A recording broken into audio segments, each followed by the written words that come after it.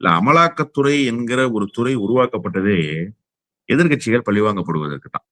ம். எதிர்க்கட்சிகளை பழிவாங்குவதற்காகவே ஒரு துறையை உருவாக்கிட்டு, நீங்க என்ன பண்றீங்க அப்படின்னு சொன்னா, பழிவாங்குகிற நடவடிக்கையிலேயே எதிர்க்கட்சிகள் தப்பே பண்ணாம இருக்காங்களா? நாம் வெளிப்படையாகவே பேசுவோமே, தவறுகள் எல்லா இடங்களிலும் நடக்கத்தான் செய்யுது. நீங்க தவறுகளை குறிப்பெடுத்து இந்த வழக்குகளை ஸ்ட்ரென்தன் பண்ணி, உண்மையிலேயே எதிர்க்கட்சிகளினுடைய தவறுகளுக்கு கடிவாளம் போட பார்ப்பீங்களா? இல்ல சும்மா சும்மா வந்து நீங்க எதிர்க்கட்சிகள போய் குறை சொல்றோன்ற பேர்ல எதிர்க்கட்சிகள வழக்கு தொடுத்து, அந்த வழக்குல சிக்க வைத்து எதிர்க்கட்சிகள் ஏதோ பெரிய ஊழல் செய்து கொண்டிருப்பார்கள் என்கிற ஒரு தோற்றத்தை உருவாக்கி, நீங்க எந்த விதமான வழக்கு முன்னேற்றமும் இல்லாம தோல்வி அடைந்து போவீங்களா? எது புத்திசாலித்தனம்னா, அமலாக்கத்துறை என்ன செய்யணும்னா, எங்க உண்மையிலேயே தவறு நடக்குது? எந்த ஆட்சியில, எந்த துறைக்குள்ள தவறு இருக்கு? அப்படிங்கிறத கண்டறியணும். ஒண்ணும் வேணாம் சார். இங்க மணலுக்கு லைசென்ஸ் குடுக்கப்படுது.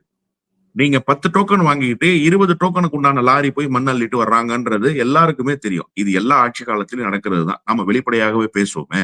அப்போ இத நீங்க கண்டறிய வேண்டிய அமலாக்கத்துறை. 20 லாரி போய் அள்ளி இருக்கிறாங்க.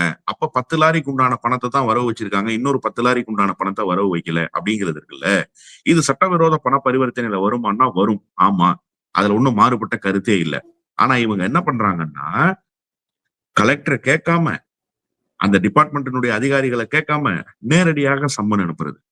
நேரடியாக சம்மன் அனுப்பி, நான் மாநில அரச கேட்க வேண்டிய எந்த அவசியமும் கிடையாது. மாநில அரசு அதிகாரிகள் நான் கூப்பிட்டா விசாரணைக்கு வரணும்ன்றது இருக்குல்ல. இது ஒரு தவறான முன்னுதாரணம். இந்த வேலைய அவங்க செய்றாங்க. அப்ப தவறு நடக்கலங்கிறது அல்ல செய்தி.